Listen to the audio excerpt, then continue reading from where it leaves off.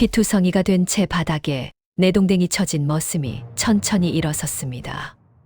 그리고 품속에서 번쩍이는 무언가를 꺼내 들었습니다. 어명이시다. 마패를 받으라. 순간 권세를 부리던 탐관오리의 얼굴이 새하얗게 질렸습니다. 3년간 자신의 집에서 똥 치우고 매 맞으며 바보 취급받던 그 머슴이 알고 보니 한양팔도를 떨게 만들던 전설의 암행어사였다니요. 마을 사람들이 모두 무릎을 꿇기 시작했고 그동안 백성들을 짓밟던 악덕 수령은 공포에 떨며 땅바닥에 엎드렸습니다. 과연 바보 머슴은 어떻게 3년이나 정체를 숨기고 살았을까요? 그리고 그가 이 마을에 온 진짜 이유는 무엇이었을까요? 지금부터 통쾌하기 짝이 없는 반전의 이야기 시작합니다. 본격적인 이야기 시작 전 구독과 좋아요를 꼭 눌러주시고 지금 어디서 듣고 계신지 댓글로 남겨주세요. 댓글 남겨주신 모든 분들께서 계신 그곳에 오늘 이야기처럼 숨겨진 정체가 드러나는 통쾌한 반전의 행운이 찾아오시길 바라겠습니다. 그럼 이제 바보 머슴 보기, 아니 전설의 암행어사 이몽학의 숨막히는 이야기 시작하겠습니다. 때는 조선 중종 시절 경상도 안동 땅 어느 양반 마을 이야기입니다. 이 마을에는 고을 수령박익성이라는 자가 있었습니다. 나이는 50이 넘었고 기름기가 흐르는 얼굴에 배는 항아리처럼 불룩 나와 있었습니다. 겉으로는 청렴한 척하며 백성을 위한다고 떠들어댔지만 속으로는 온갖 악행을 저지르는 탐관오리였지요. 박수령의 악행은 손으로 꼽을 수 없을 정도로 많았습니다. 먼저 세금을 거둘 때면 10냥을 받아 3냥만 나라에 보내고 7냥은 자기 주머니에 챙겼습니다. 백성들이 억울하다고 하소연하면 매를 때려 입을 막았습니다. 심한 경우에는 감옥에 가두어 고문을 가하기까지 했지요. 또한 마을에 예쁜 여인이 있으면 강제로 끌어다가 첩으로 삼았습니다. 이미 15명의 여인이 그의 손에 끌려가 눈물을 흘리고 있었습니다. 남편이 있는 여인도 가리지 않고 빼앗아갔으니 그 악독함이 어느 정도였는지 짐작이 가실 것입니다. 심지어 자신의 죄를 덮기 위해 무고한 백성을 죽이기까지 했습니다. 지난 3년간 박수령의 손에 억울하게 죽은 백성이 무려 17명이나 되었지요. 하지만 아무도 그에게 대항할 수 없었습니다. 그는 한양의 권력자들과 연줄이 있었고 매물을 바쳐 자신의 자리를 단단히 지키고 있었기 때문입니다. 마을 사람들은 그저 하늘만 바라보며 눈물을 흘릴 뿐이었습니다. 그런데 이 박수령에게는 한 가지 고민이 있었습니다. 바로 한양에서 내려온다는 암행어사 때문이었지요. 어느 날 저녁 박수령의 측근 이방이 급히 달려와 보고를 올렸습니다. 땀을 뻘뻘 흘리며 숨을 헐떡이는 모습이 심상치 않았습니다. 한양에 새로운 암행어사가 부임했다는 소문이 자자하다고 했습니다. 그 암행어사는 눈이 매처럼 날카롭고 귀는 천리를 듣는다고 했지요. 게다가 변장술이 귀신 같아서 아무도 그의 정체를 알아보지 못한다고 했습니다. 이방이 떨리는 목소리로 그 암행어사의 이름을 말했습니다. 이몽학이라고 했습니다. 박수령의 얼굴이 굳어졌습니다. 그 이름은 이미 팔도의 소문이 자자했습니다. 26 젊은 나이에 과거 장원급제를 하고 암행어사로 발탁되어 이미 5고을의 탐관오리를 잡아들였다고 했습니다. 한 번 표적으로 삼은 악당은 절대 놓치지 않는다는 무시무시한 소문도 있었지요. 박수령은 손으로 턱을 쓸어내리며 한참을 생각에 잠겼습니다. 그렇게 중얼거리면서도 불안한 기색이 역력했습니다. 당분간 백성들 쥐어짜는 것을 줄이고 얌전히 있으라고 명령했습니다. 장부도 깨끗이 정리해두고 의심받을 만한 것은 모두 치우라고 했지요. 이방이 급히 절을 하고 물러갔습니다. 그날 밤부터 박수령의 저택에는 긴장감이 감돌았습니다. 하인들이 분주히 움직이며 증거가 될 만한 것들을 감추기 시작했지요. 그로부터 석 달이 지났습니다. 날씨는 점점 쌀쌀해지고 가을이 깊어가던 어느 날이었습니다. 박수령의 저택대문 앞에 한 사내가 비틀거리며 나타났습니다. 남루한 옷은 여기저기 찢어져 있었고 얼굴은 때로 시커멓게 더러워져 있었습니다. 머리는 산발이 되어 엉망이었고 맨발에는 상처가 가득했지요. 하지만 무엇보다 특이한 것은 그 사내의 표정이었습니다.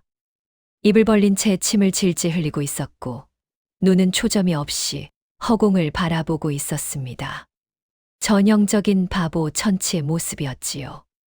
사내가 대문을 두들기며 해벌쭉 웃었습니다. 그 웃음소리는 정신이 온전치 못한 사람의 것이었습니다.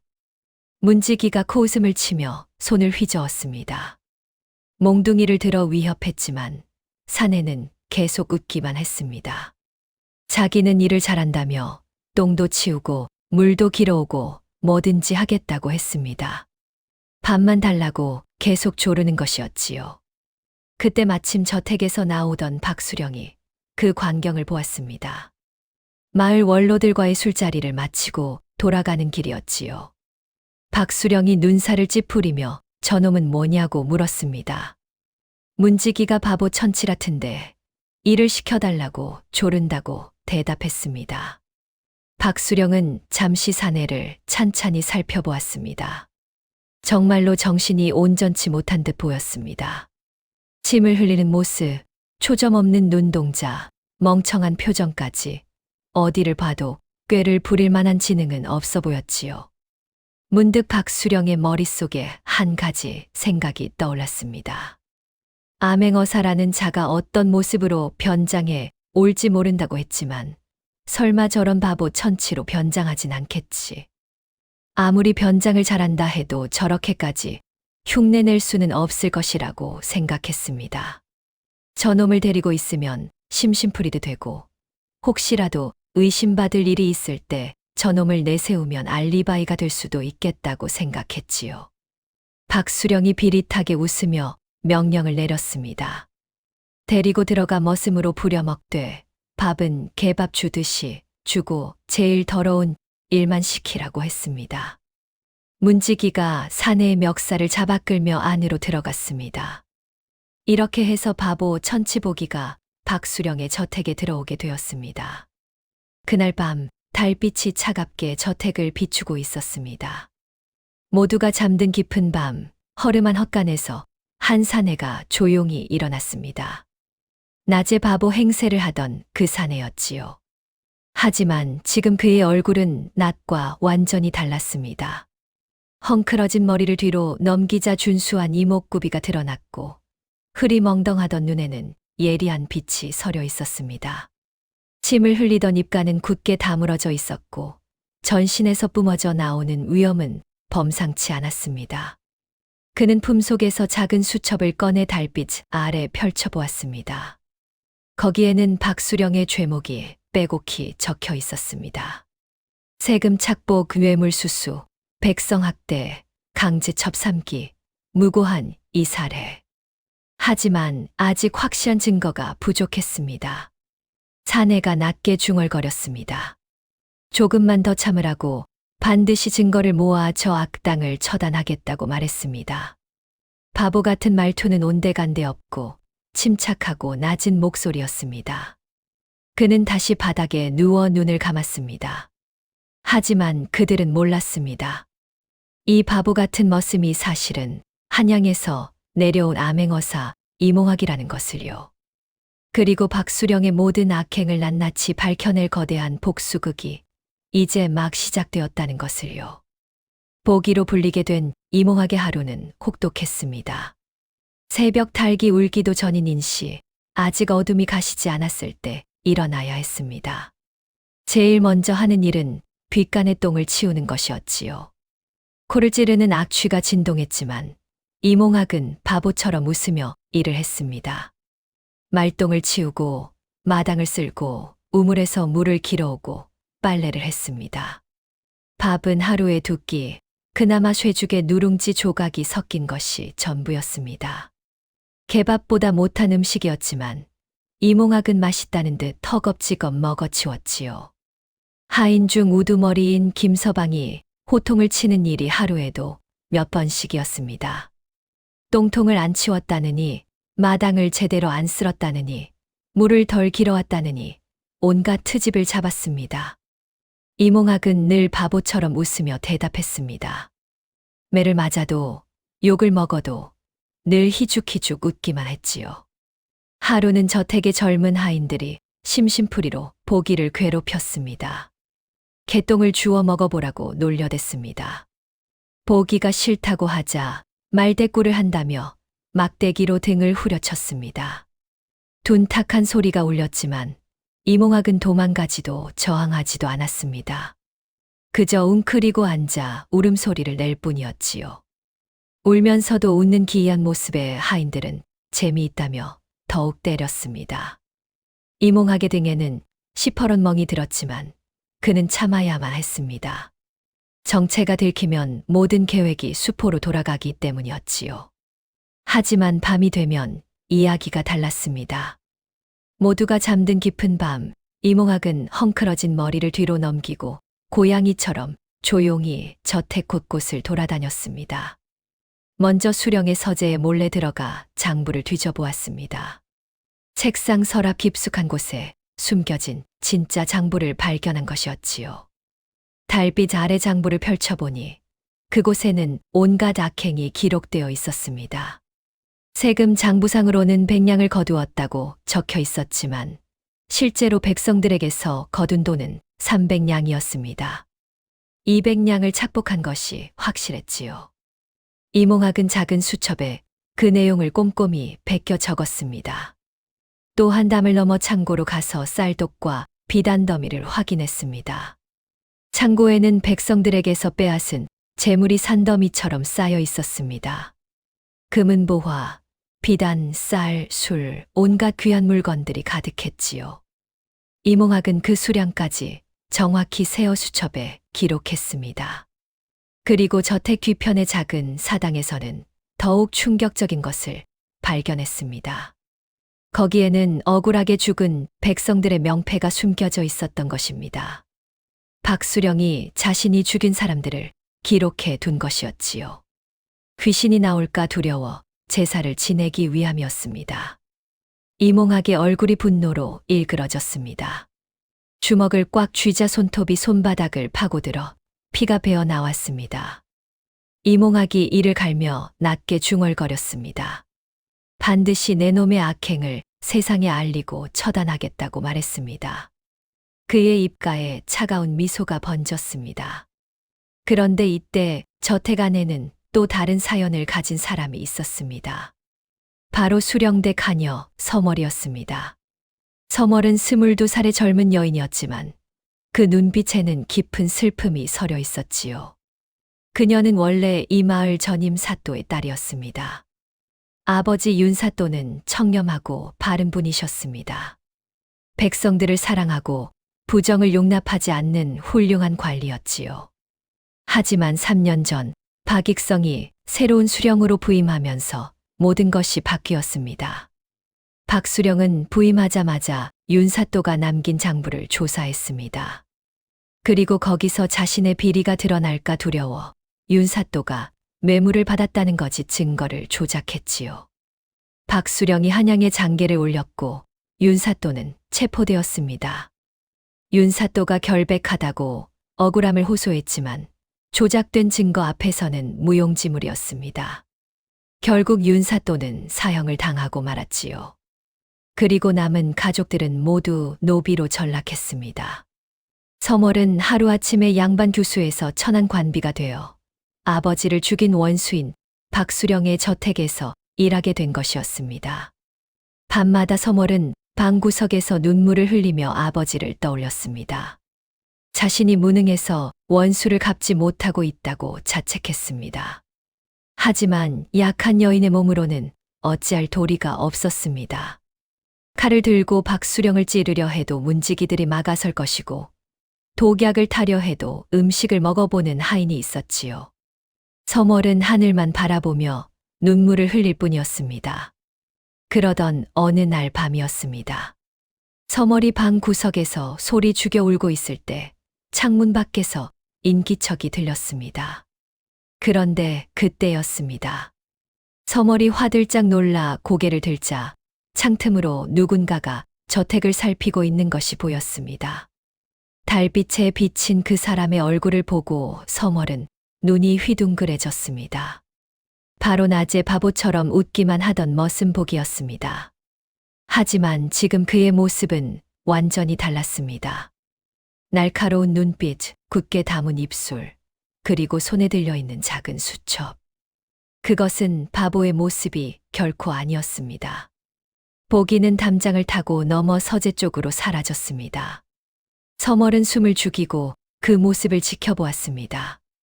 마치 훈련받은 무사처럼 가볍고 빠른 움직임이었지요. 서멀은 저 사람이 뭔가 숨기고 있다고 확신했습니다. 분명 평범한 머슴이 아니라고 생각했습니다. 서멀의 가슴이 두근거리기 시작했습니다. 혹시 이 사람이 자신의 원한을 풀어줄 수 있는 사람은 아닐까 하는 생각이 들었습니다. 다음 날부터 서멀은 보기의 행동을 유심히 관찰하기 시작했습니다. 낮에는 완벽하게 바보 행세를 하지만 가끔씩 눈빛이 날카롭게 번뜩이는 순간을 포착할 수 있었지요. 그리고 밤마다 보기가 몰래 돌아다니는 것도 알게 되었습니다. 서멀은 확신했습니다. 저 사람은 분명 특별한 목적을 가지고 이곳에 온 것이라고 생각했습니다. 한편 박수령은 안도의 소식을 들었습니다. 이방이 한양에서 돌아와 보고를 올렸던 것입니다. 한양에서 전갈이 왔는데 암행어사 이몽학이 전라도 쪽으로 내려갔다고 했습니다. 우리 고을로는 오지 않을 것 같다고 보고했지요. 박수령은 안도의 한숨을 푹 내쉬었습니다. 다행이라고 생각했고 이제 마음 놓고 일을 진행해도 되겠다고 말했습니다. 박수령의 얼굴에 비릿한 웃음이 번졌습니다. 그리고 곧바로 명령을 내렸습니다. 내일부터 다시 세금을 거두되 이번에는 작년보다 2배로 받아내라고 했습니다. 못 내는 자는 딸을 팔든지 논을 팔든지 하게 하라고 명령했지요. 이방이 비릿하게 웃으며 명을 받들겠다고 절을 했습니다. 하지만 그들은 몰랐습니다. 그 전갈이 사실은 이몽학이 자신의 정체를 숨기기 위해 일부러 퍼뜨린 거짓 소문이라는 것을요. 이틀 뒤 박수령의 명령대로 관리들이 마을을 돌며 세금을 걷기 시작했습니다. 북을 둥둥 울리며 마을 어귀에 나타난 관리들은 횡포를 부렸습니다.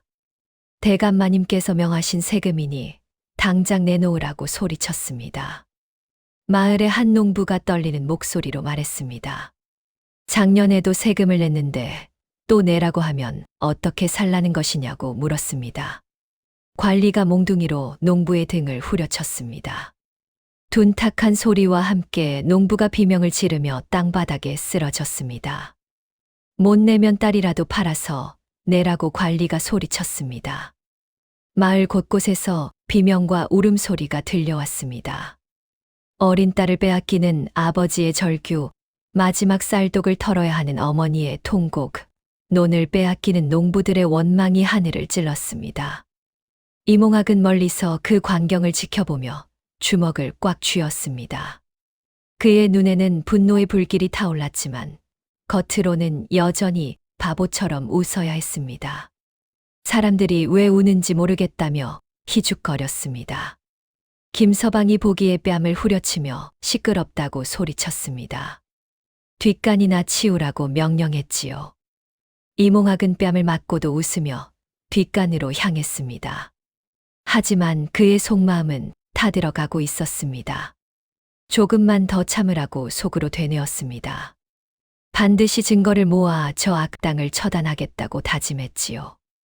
과연 바보 머슴보기는 자신의 정체를 들키지 않고 증거를 계속 모을 수 있을까요? 그리고 그의 비밀을 눈치챈 서멀은 어떻게 될까요? 그날 밤 이몽학이 또다시 장부를 살피기 위해 서재로 향하고 있을 때였습니다. 달빛조차 구름에 가려 어두운 밤이었지요. 이몽학은 고양이처럼 조용히 복도를 걸어갔습니다. 그런데 갑자기 누군가가 그의 옷자락을 잡아당겼습니다.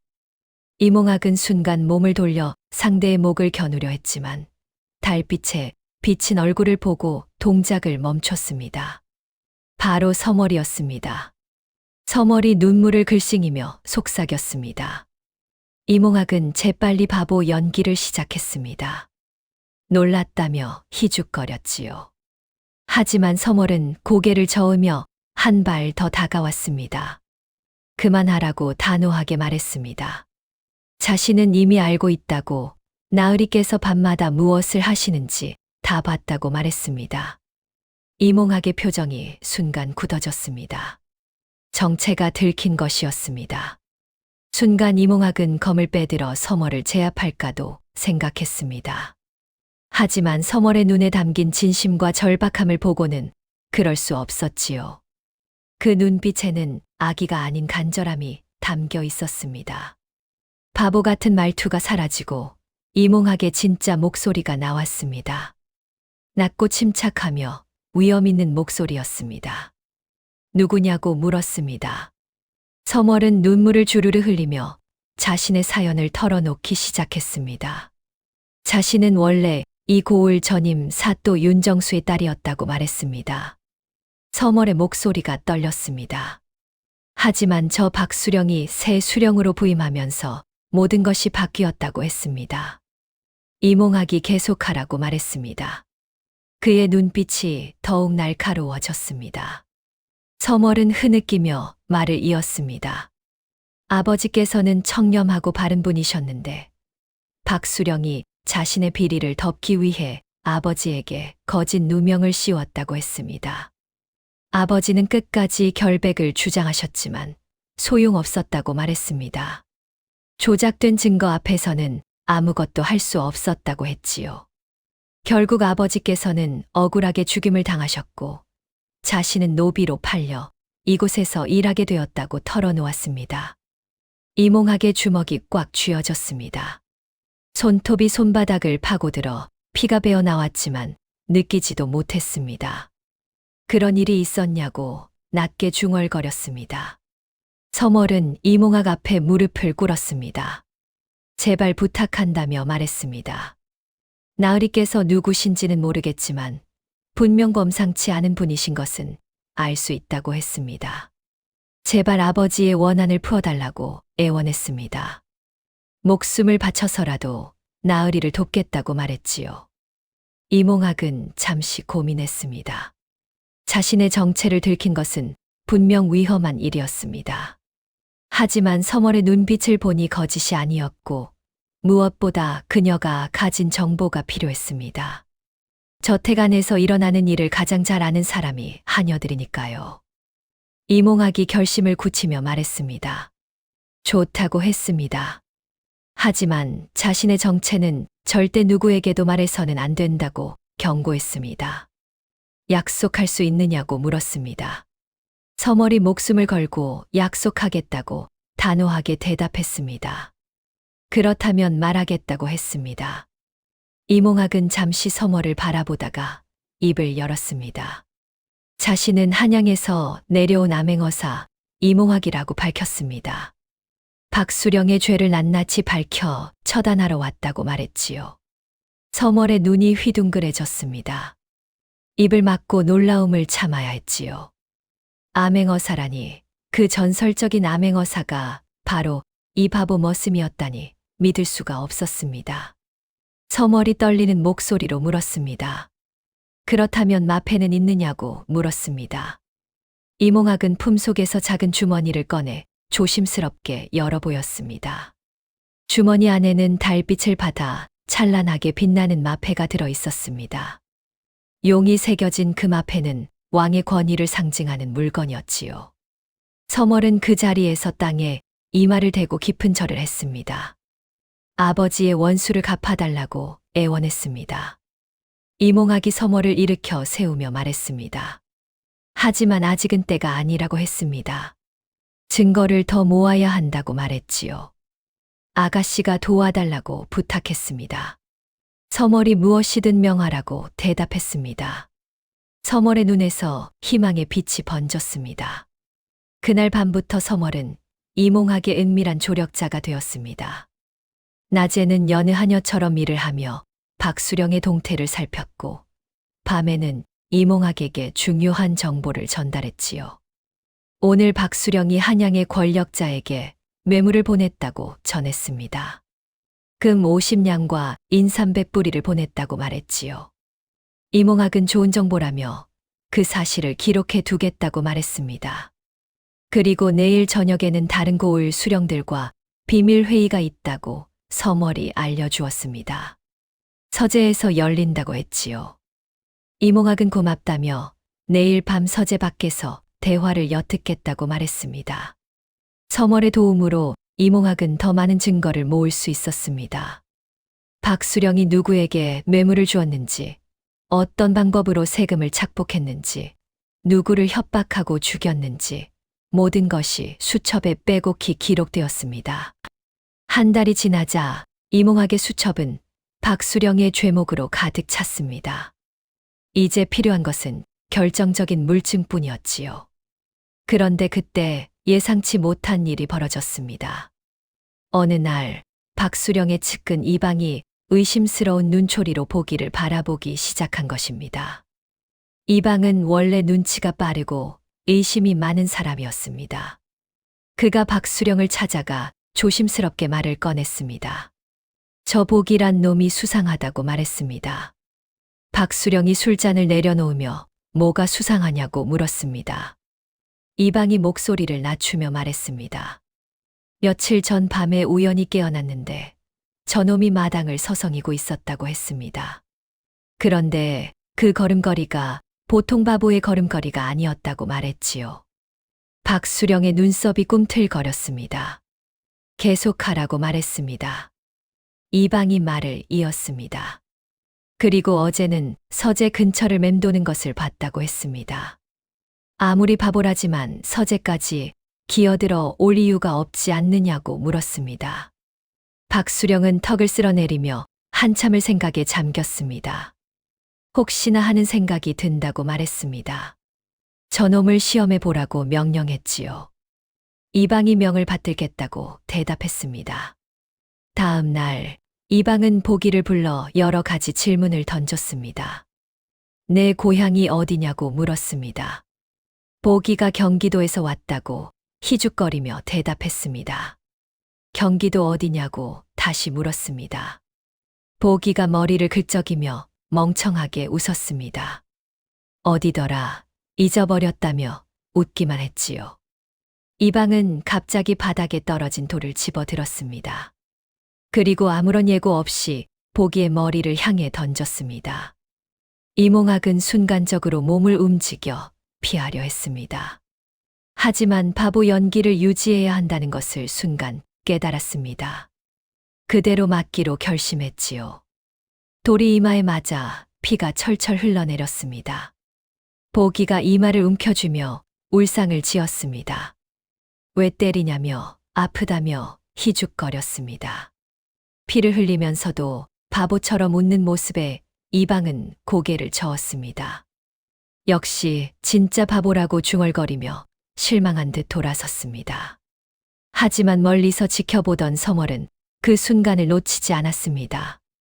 돌이 날아오는 찰나 보기의 눈빛이 순간적으로 날카롭게 번뜩였던 것을 봤습니다. 분명 피할 수 있었는데 일부러 맞은 것이라고 확신했습니다. 서멀은 이몽학의 연기력에 감탄하면서도 가슴이 아팠습니다. 얼마나 고통스러울까 생각했습니다. 저렇게 바보 행세를 하면서 매일 모욕을 당하는 것이 얼마나 힘들까 싶었지요. 그날 밤 서멀은 이몽학의 상처를 몰래 치료해 주었습니다. 약초를 달인 물로 상처를 씻어주고 천으로 감싸주었지요. 괜찮으냐고 물었습니다. 이몽학이 담담하게 대답했습니다. 괜찮다고, 이 정도는 아무것도 아니라고 말했습니다. 하지만 이제 곧 끝이 보인다고 했습니다. 이몽학은 수첩을 펼쳐 보이며 말했습니다.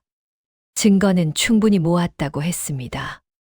백성들에게서 가렴주 구한 세금이 500냥, 매물로 받은 재물이 300냥, 억울하게 죽인 백성이 17명이라고 말했습니다. 모두 사형에 해당하는 대역죄라고 했지요. 이제 때가 무르익었다고 말했습니다. 서멀의 눈에서 눈물이 주르르 흘러내렸습니다. 드디어 아버지의 원한을 갚을 수 있겠다고 생각했습니다. 이몽학이 서멀의 어깨에 손을 올리며 말했습니다. 하지만 조심하라고 했습니다. 저들도 눈치를 채기 시작했다고 경고했지요. 마지막까지 신중해야 한다고 말했습니다. 서멀이 알고 있다고 대답했습니다. 바로 그때 저택 밖에서 급한 말발굽 소리가 들렸습니다. 그리고 이어 문을 두들기는 소리가 요란하게 울렸지요. 박수령의 방문이 벌컥 열리고 하인이 헐떡이며 뛰어들어왔습니다. 한밤중에 무슨 일이냐고 박수령이 잠옷 차림으로 짜증스럽게 소리쳤습니다. 하인이 떨리는 목소리로 말했습니다. 한양에서 급히 전갈이 왔다고 했습니다. 암행어사가 우리 고을로 오고 있다고 보고했지요. 박수령의 얼굴이 새하얗게 질렸습니다. 분명 전라도로 갔다고 하지 않았느냐고 소리쳤습니다. 하인이 그게 거짓 소문이었던 것 같다고 대답했습니다. 지금 이 고을로 오고 있다는 확실한 정보가 들어왔다고 말했지요. 박수령은 당황한 얼굴로 이방을 쳐다보았습니다. 어떻게 해야 하느냐고 물었습니다. 이방이 침착하게 지시했습니다. 우선 장부를 모두 불태우고 백성들에게 빼앗은 재물도 급히 다른 곳으로 옮기라고 말했습니다. 박수령이 당장 시행하라고 명령했습니다. 저택은 순식간에 아수라장이 되었습니다. 하인들이 장부와 재물을 옮기느라 정신없이 뛰어다녔지요. 보기도 짐을 나르라는 명령을 받고 움직이고 있었습니다. 무거운 상자를 어깨에 메고 비틀거리는 척하면서도 그 안에 무엇이 들어있는지 정확히 파악하고 있었지요. 하지만 이몽학의 입가에는 알 수 없는 미소가 걸려 있었습니다. 모든 것이 계획대로 흘러가고 있었습니다. 그 거짓 소문 역시 이몽학 자신이 퍼뜨린 것이었으니까요. 과연 이몽학의 계획은 성공할 수 있을까요? 사흘이 지났습니다. 박수령은 모든 증거를 숨기고 깨끗한 양반의 모습으로 돌아간 것처럼 보였습니다. 장부는 뒤뜰에서 모두 불태웠고 재물은 산속 깊은 곳에 있는 비밀 창고로 옮겼으며 백성들에게는 협박과 회유로 입을 막아 놓았습니다. 박수령이 안도의 한숨을 쉬며 말했습니다. 이제 괜찮을 거라고 암행어사가 와도 증거가 없으니 어찌하지 못할 거라고 중얼거렸습니다. 이방이 아첨하듯 웃으며 현명하신 처사라고 맞장구 쳤습니다. 하지만 그들은 몰랐습니다. 그들이 불태운 장부는 가짜였고 진짜 장부는 이미 이몽학이 빼돌려 놓았다는 것을요. 또한 산속에 숨긴 재물의 위치도 이미 파악되어 있었습니다. 그날 오후 갑자기 마을 입구에서 말발굽 소리가 요란하게 들려왔습니다. 북소리가 둥둥둥 울려 퍼졌습니다. 암행어사 나으리께서 오신다는 외침이 들렸습니다. 모두 길을 비키라는 소리가 마을에 울려 퍼졌지요. 마을 사람들이 놀라 집 밖으로 나왔습니다. 그리고 길 양옆으로 물러서서 고개를 숙였지요. 화려한 관복을 입은 젊은 선비가 백마를 타고 나타났습니다. 그 뒤로는 관군 10여 명이 따라오고 있었지요. 박수령은 급히 관복을 차려입고 대문 밖으로 나가 맞이했습니다. 이방과 다른 관리들도 모두 뒤따라 나왔습니다. 박수령이 공손하게 절을 했습니다. 소인 이 고을 수령 박익성이 어사또님을 뵙는다고 말했습니다. 그런데 말에서 내린 암행어사의 얼굴을 보는 순간 박수령은 눈이 휘둥그레졌습니다. 저 얼굴은 분명 어디선가 본 것 같았습니다. 아니, 매일 보던 얼굴이었습니다. 하지만 지금은 완전히 다른 모습이었지요. 암행어사는 미소를 지으며 천천히 걸어왔습니다. 박수령, 오랜만이라고 말했습니다. 그 목소리를 듣는 순간 박수령의 온몸이 얼어붙었습니다. 복이냐고 떨리는 목소리로 중얼거렸습니다. 그렇다고 아니 정확히는 암행어사 이몽학이라고 대답했습니다. 이몽학은 더럽고 남루했던 옷을 완전히 벗어던지고 찬란한 비단 관복을 입고 있었습니다.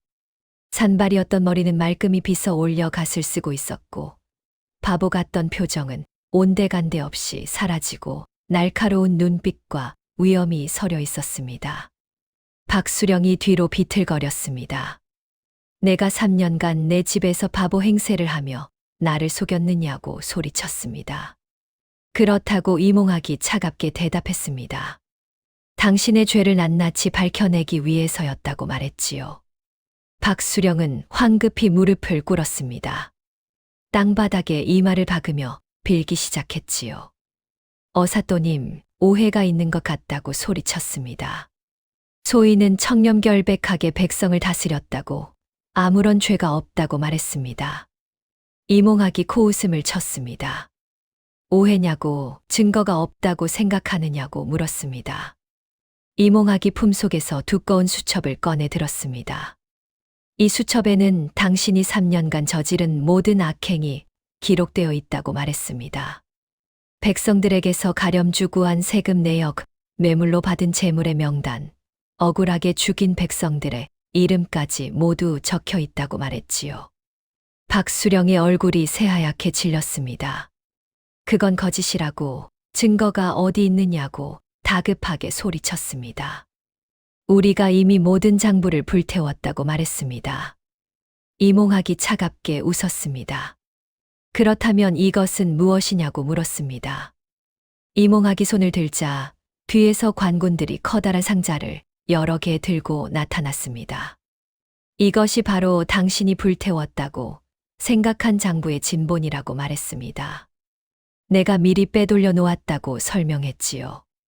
상자 뚜껑이 열리자 그 안에는 수많은 장부가 가지런히 쌓여 있었습니다.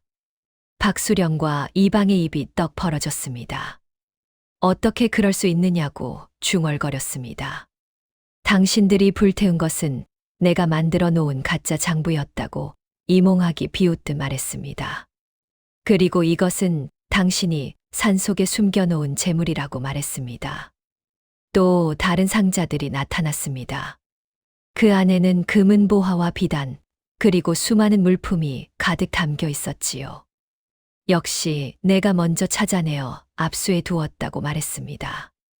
박수령은 완전히 넋이 나간 표정으로 땅바닥에 주저앉았습니다. 이럴 수가 없다고, 언제 그것을 했느냐고 중얼거렸습니다. 3년이라고 이몽학의 목소리가 차갑게 울려 퍼졌습니다. 내가 3년간 당신 곁에서 바보 행세를 하며 모든 것을 지켜보고 기록하고 증거를 모았다고 말했습니다. 이몽학의 눈빛이 칼날처럼 날카로웠습니다. 당신이 백성들을 짓밟는 모습도, 뇌물을 받고 비릿하게 웃던 모습도, 억울한 사람을 죽이고도 태어나던 모습도 이 눈으로 똑똑히 다 봤다고 말했습니다. 박수령은 땅바닥에 엎드려 빌기 시작했습니다. 어사또님 목숨만은 살려달라고 애원했습니다. 자기가 잘못했다고 1000번 만번 용서해달라고 빌었지요. 이몽학이 차갑게 웃었습니다. 용서냐고 반문했습니다. 당신이 죽인 백성들에게 용서를 구했느냐고, 당신이 딸을 빼앗긴 아버지들에게 자비를 베풀었느냐고 물었습니다.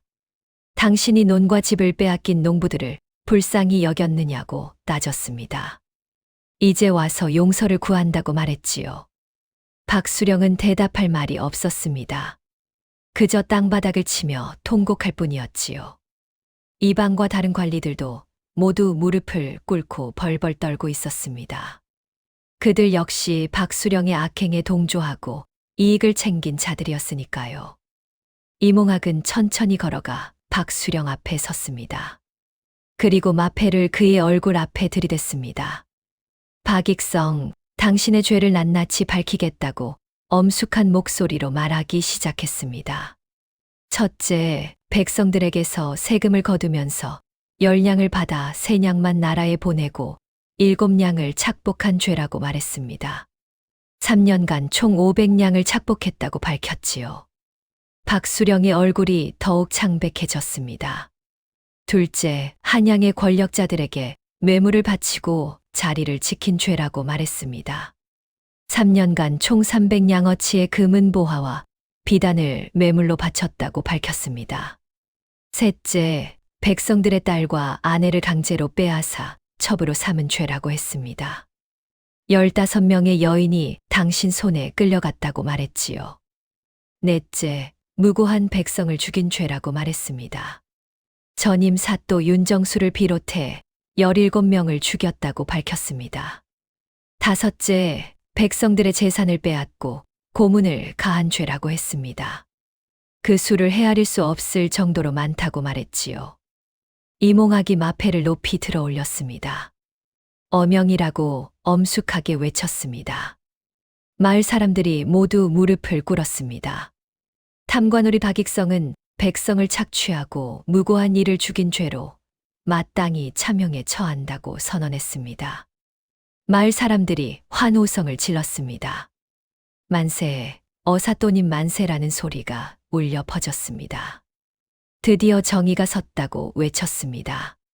그때 서머리 군중 속에서 걸어 나왔습니다. 더 이상 남루한 하녀 옷이 아닌 깨끗한 옷을 입고 있었습니다. 한 가지 더 아뢰고 싶은 것이 있다고 말했습니다. 이몽학이 말하라고 했습니다. 서멀의 목소리가 떨렸습니다. 저 박수령은 3년 전 제 아버지에게 거짓 누명을 씌워 죽였다고 말했습니다. 제 아버지는 이고을의 전임 사또 윤정수였다고 밝혔습니다. 청렴하고 바르게 백성을 다스리셨는데 박수령이 부임하자 뇌물을 받았다는 거짓 누명으로 죽임을 당하셨다고 말했습니다. 제발 아버지의 누명을 벗겨달라고 애원했습니다. 이몽학은 서머를 바라보며 고개를 끄덕였습니다. 이미 조사가 끝났다고 말했습니다. 당신의 아버지 윤사또는 완전히 결백하다고 박수령이 조작한 증거도 모두 밝혀냈다고 말했습니다. 이제 명예를 회복하고 정식으로 장례를 치를 수 있을 거라고 말했지요. 서멀은 그 자리에 주저앉아 하염없이 통곡했습니다. 아버지, 드디어 원한을 갚았다고, 드디어 누명을 벗기셨다고 울부짖었습니다. 마을 사람들도 함께 눈물을 흘렸습니다. 정의가 승리하는 순간이었습니다. 과연 악당 박수령은 어떤 처벌을 받게 될까요?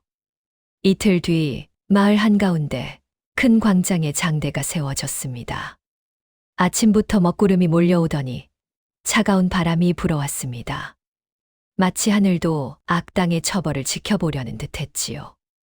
박수령과 그의 측근 이방 그리고 악행의 가담한 관리들이 모두 포박되어 끌려 나왔습니다. 손과 발에는 무거운 칼이 채워져 있었고 얼굴에는 죄인임을 표시하는 먹물이 칠해져 있었습니다. 마을 사람들이 사방에서 몰려들었습니다. 수백 명이 넘는 사람들이 광장을 가득 메웠지요. 저 나쁜 놈들이라는 외침이 들렸습니다. 우리 딸을 빼앗아 간 원수라고, 우리 땅을 강탈한 도적놈이라고 소리쳤습니다. 사람들은 돌과 썩은 채소를 던지며 분노를 표출했습니다. 박수령의 얼굴에 썩은 계란이 날아와 부딪혔습니다. 이방의 머리에는 돌이 맞아 피가 흘렀지요. 하지만 아무도 그들을 동정하지 않았습니다. 이몽학이 높은 단상 위에 올라 마패를 들어 보였습니다. 그러자 사람들이 조용해지며 귀를 기울였습니다. 이몽학의 목소리가 광장에 울려 퍼졌습니다. 백성 여러분, 오늘 이 자리에서 탐관오리들의 죄를 밝히고 처단하려 한다고 말했습니다. 누구든 억울한 일이 있으면 말하라고 했지요. 그러자 사람들이 앞다투어 나섰습니다. 한 늙은 농부가 비틀거리며 앞으로 나왔습니다. 농부의 목소리가 떨렸습니다. 저놈이 제 딸을 강제로 끌고 갔다고 말했습니다. 겨우 16살이었는데 저놈이 첩으로 삼는다며 끌고 갔다고 했습니다. 딸아이는 그날 밤 스스로 목숨을 끊었다고 울부짖었습니다. 농부가 땅바닥을 치며 통곡했습니다. 이어 한 중년 여인이 나왔습니다. 저놈이 제 남편을 거짓 누명으로 가두었다고 말했습니다. 감옥에서 고문을 당하다 결국 죽고 말았다고 울먹였습니다. 한 젊은 사내도 나왔습니다. 제 논을 빼앗아 갔다고 선조 대대로 물려받은 논을 헐값에 강제로 사갔다고 외쳤습니다. 하나하나 증언이 쏟아질 때마다 박수령의 얼굴은 더욱 새하얗게 질려갔습니다. 이방과 다른 관리들도 고개를 떨구고 벌벌 떨었지요. 박수령이 마지막 발악을 했습니다. 어사또님, 자기는 정말 잘못한 것이 없다고 소리쳤습니다. 다 저들의 거짓말이라고 외쳤습니다. 이몽학이 차갑게 웃었습니다. 거짓말이냐고, 그렇다면 이것은 무엇이냐고 물었습니다. 관군들이 또 다른 상자를 가져왔습니다. 이것은 당신이 백성들에게서 빼앗은 재물이라고 말했습니다. 이몽학이 상자를 열어보이자 그 안에는 금은보화가 가득했습니다. 금은보화, 비단, 쌀 모두 합치면 1000냥이 넘는다고 밝혔습니다. 이것을 모두 원래 주인들에게 돌려주겠다고 말했지요. 백성들이 환호성을 질렀습니다. 이몽학은 계속해서 증거를 제시했습니다. 박수령, 당신은 죄를 뉘우치기는커녕 끝까지 발뺌을 한다고 말했습니다. 이몽학이 장부를 펼쳐 들었습니다. 당신이 직접 쓴 장부를 보라고 말했습니다. 거기에는 박수령의 글씨로 빼앗은 재물의 내역이 빼곡히 적혀 있었습니다. 날짜별로, 사람별로, 금액별로 정리되어 있었지요. 박수령이 다급하게 소리쳤습니다. 이건 위조라고 외쳤습니다. 이몽학이 고개를 저었습니다. 당신의 도장까지 찍혀 있는데 무슨 위조냐고 반문했습니다. 게다가 필적 함정도 이미 끝났다고 말했습니다. 한양의 형조에서 당신의 글씨가 확실하다고 판정했다고 밝혔지요. 박수령은 더 이상 할 말이 없었습니다. 입을 벌린 채 멍하니 서 있을 뿐이었지요. 이방과 다른 관리들도 모두 고개를 숙인 채 땅만 바라보고 있었습니다. 이몽학이 마패를 높이 들어올리며 엄숙한 목소리로 말했습니다. 이제 판결을 내리겠다고 했습니다. 탐관오리 박익성은 백성을 착취한 죄, 뇌물을 받은 죄, 무고한 이를 죽인 죄, 여인을 강제로 끌고 간 죄, 그 죄가 하늘을 찌르니 차명에 처한다고 선언했습니다. 측근 이방은 악행에 적극 가담하고 백성을 괴롭힌 죄로 곤장 100개를 치고 평생 귀양 보낸다고 밝혔습니다. 기타 관리들은 각각 죄의 경중에 따라 곤장 50대에서 100대를 치고 귀양 보낸다고 말했습니다. 여봐라, 당장 집행하라고 명령했습니다. 형리들이 박수령을 장대 앞으로 끌고 갔습니다. 박수령이 발버둥을 쳤습니다. 안 된다고 살려달라고, 제발 한 번만 용서해달라고 외쳤습니다. 내가 잘못했다고 빌었습니다. 하지만 이몽학의 표정은 흔들림이 없었습니다. 당신이 백성들을 괴롭힐 때, 그들이 빌었을 때 당신은 자비를 베풀었느냐고 물었습니다. 당신이 딸을 빼앗길 때 아버지가 무릎 꿇고 빌었을 때 당신은 불쌍히 여겼느냐고 따졌습니다. 이제 그 대가를 치르라고 말했지요. 형리가 번쩍이는 칼을 들어 올렸습니다. 하늘에서는 찬바람이 불어왔고 먹구름 사이로 햇빛이 비쳐내렸습니다. 마치 하늘도 이 정의로운 순간을 지켜보는 듯했지요. 칼이 번쩍 빛났습니다. 그리고 내려왔습니다. 박수령의 비명소리가 광장을 울렸지만 이내 조용해졌습니다. 악당은 마침내 자신의 죄값을 치렀습니다. 백성들은 환호하며 눈물을 흘렸습니다. 드디어 정의가 섰다고, 어사또님 만세라고, 하늘이 도우셨다고 외쳤습니다. 이어 이방과 다른 관리들도 곤장을 맞았습니다. 살려달라고, 다시는 나쁜 짓 안 하겠다고 빌었습니다. 하지만 아무도 그들을 동정하지 않았습니다. 곤장 소리가 광장에 둔탁하게 울려 퍼졌습니다. 관리들의 비명과 신음이 이어졌지요. 형이 끝난 후 그들은 수레에 실려 먼 곳으로 끌려갔습니다. 평생 돌아올 수 없는 귀한 길이었습니다. 이몽학은 백성들을 향해 말했습니다. 여러분, 이제 이 고을에는 새로운 수령이 부임할 거라고 했습니다. 그분은 청렴하고 바른 분이시니 안심하라고 말했지요. 그리고 여러분께서 빼앗긴 재물은 모두 돌려드리겠다고 약속했습니다. 억울하게 죽은 이들의 명예도 모두 회복시켜 드리겠다고 말했습니다.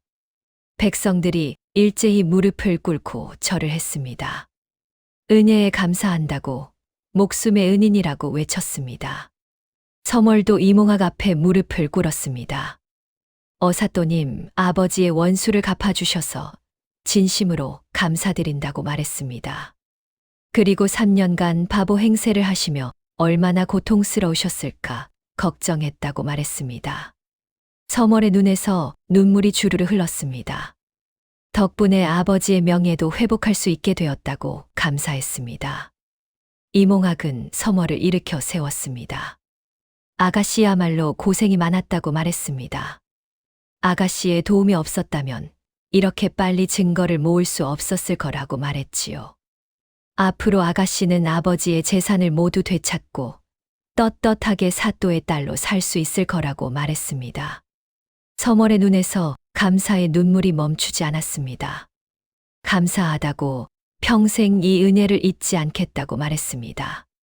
그날 밤 마을에서는 큰 잔치가 벌어졌습니다.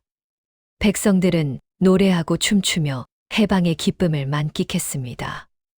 어둠 같던 3년이 드디어 끝났던 것입니다. 하늘에는 별이 가득 빛나고 사람들의 얼굴에는 행복한 미소가 가득했습니다. 정의가 승리한 날이었습니다. 처벌이 끝난 후 이몽학은 백성들을 위한 후속 조치를 시작했습니다. 먼저 박수령이 빼앗은 모든 재물을 원래 주인들에게 돌려주었습니다. 이몽학이 한 사람 한 사람 이름을 부르며 재물을 돌려주었습니다. 김첨지에게는 박수령이 빼앗아 간 논문서와 땅 문서를 돌려주었습니다. 이제 다시 당신 것이라고 말했지요. 김첨지가 눈물을 흘리며 문서를 받아 들고 감사하다고 외쳤습니다. 박씨 부인에게는 박수령이 강제로 빼앗아 간 쌀과 돈을 돌려주었습니다. 모두 되돌려 드린다고 말했습니다. 박씨 부인이 은혜를 평생 잊지 않겠다고 말했습니다. 한 사람 한 사람에게 빼앗긴 것을 돌려주자 마을에는 감사와 기쁨의 눈물이 넘쳐났습니다. 또한 박수령에게 강제로 끌려갔던 여인들도 모두 풀려났습니다. 이몽학은 그녀들에게 말했습니다. 여러분은 아무런 잘못이 없다고 했습니다. 억지로 끌려간 것이니 부끄러워할 필요 없다고 말했지요.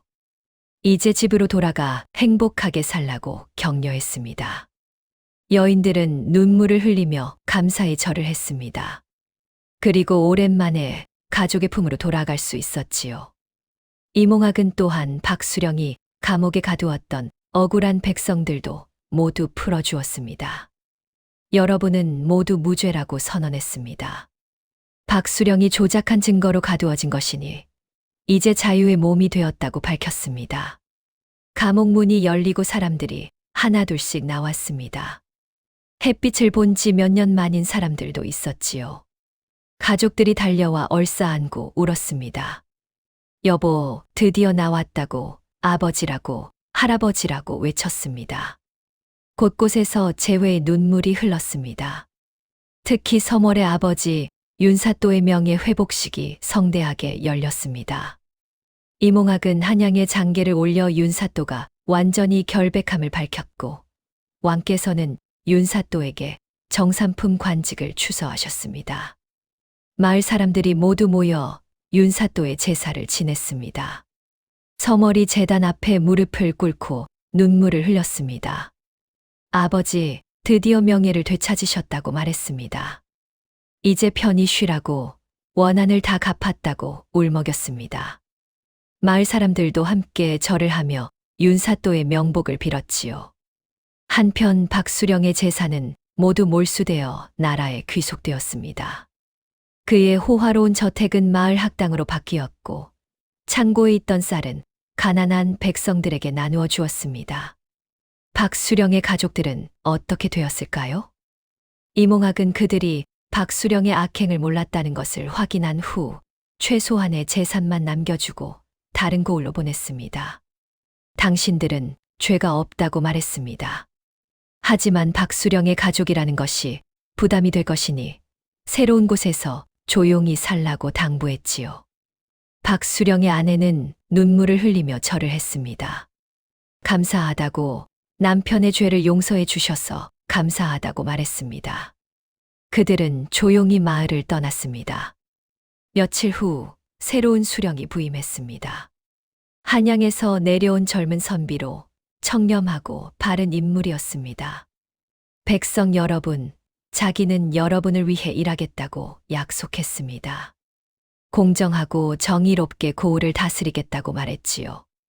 백성들은 안도의 한숨을 쉬며 박수를 쳤습니다. 드디어 평화로운 날들이 시작되는 것 같았습니다.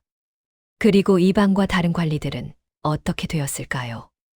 그들은 멀고 먼 귀양지로 끌려가 평생을 힘든 노역에 시달리며 살아야 했습니다. 이방은 북쪽 오지의 탄광으로 보내졌습니다. 매일 캄캄한 땅 속에서 석탄을 캐야 했지요. 이방이 후회하며 중얼거렸습니다. 이게 다 내 욕심 때문이라고, 박수령을 따라 악행을 저지른 게 잘못이었다고 말했습니다. 하지만 이미 늦었습니다.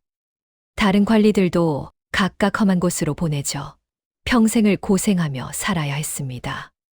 그들의 비참한 소식이 마을에 전해질 때마다 백성들은 고개를 끄덕이며 말했습니다.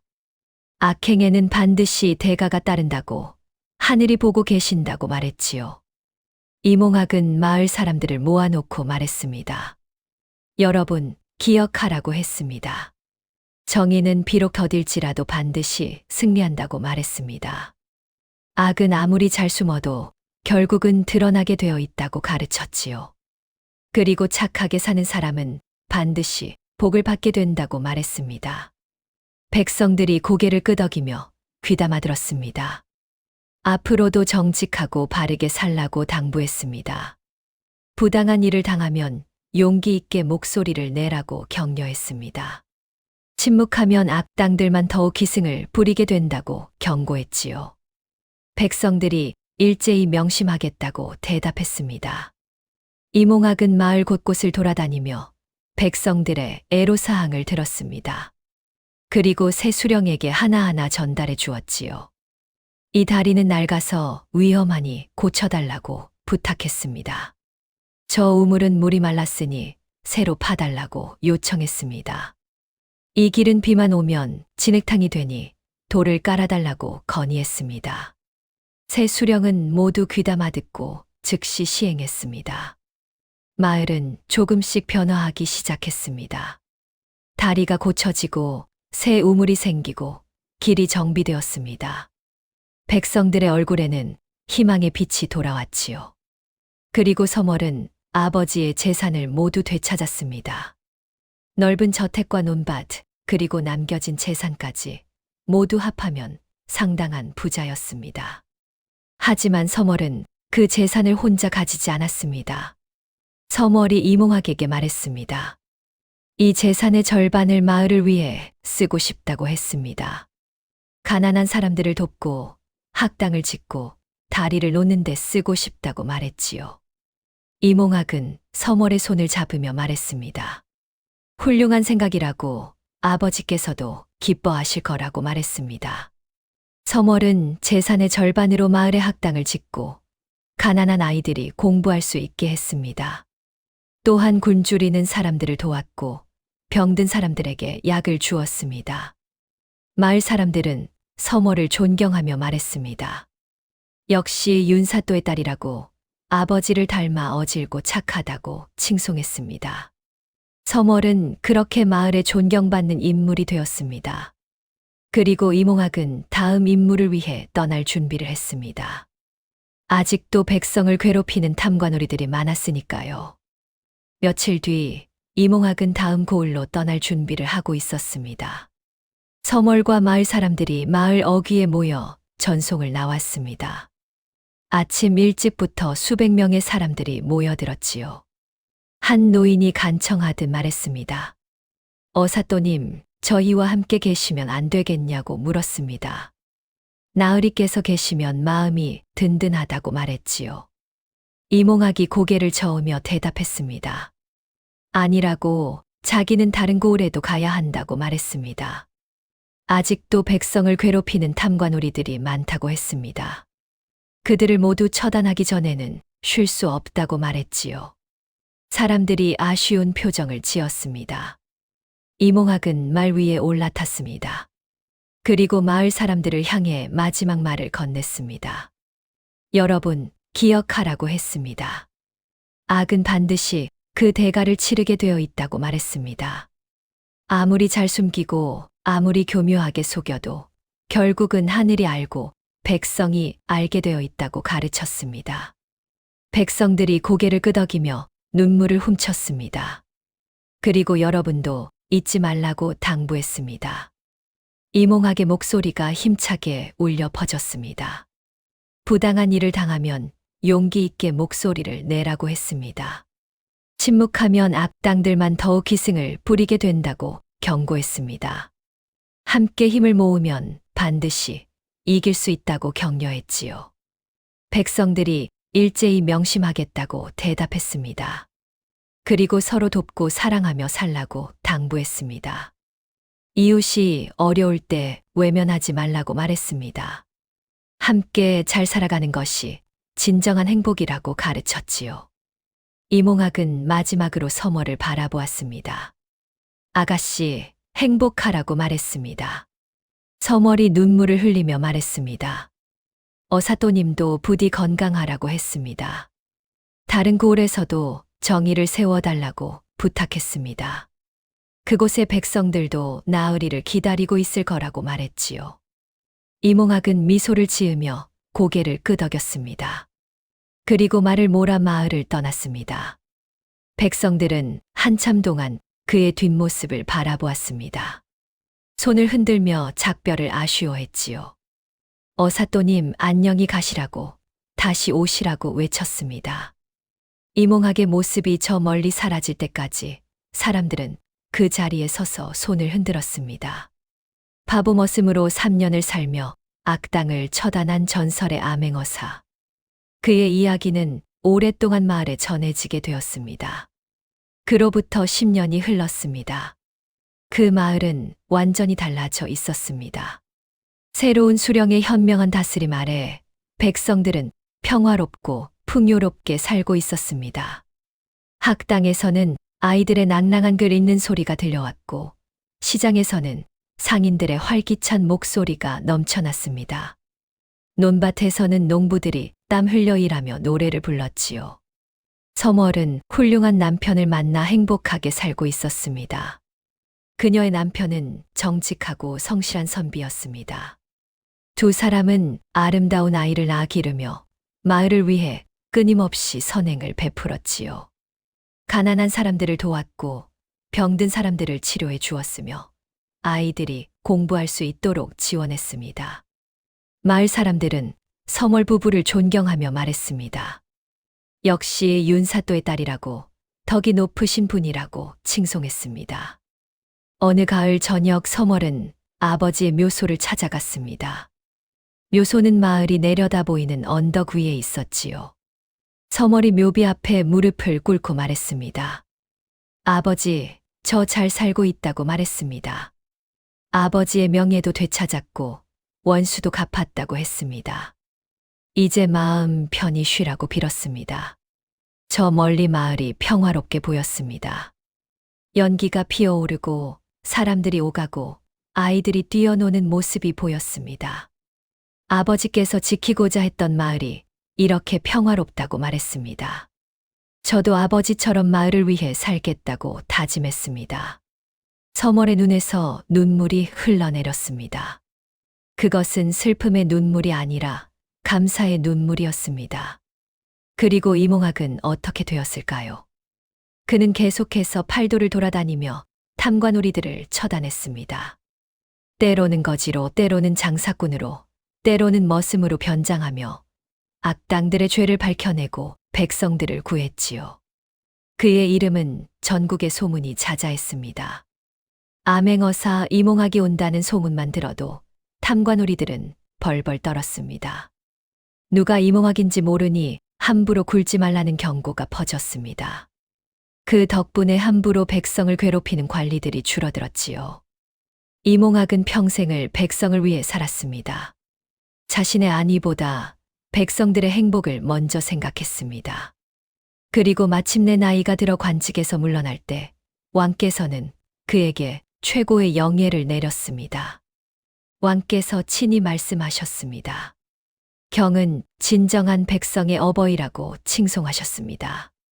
경의 충성과 의로움을 기린다고 말씀하셨지요. 이몽학은 고향으로 돌아가 조용히 여생을 보냈습니다. 하지만 그의 이야기는 영원히 사람들의 입에서 입으로 전해졌지요. 어떻습니까, 여러분? 이 이야기는 우리에게 많은 것을 가르쳐 줍니다.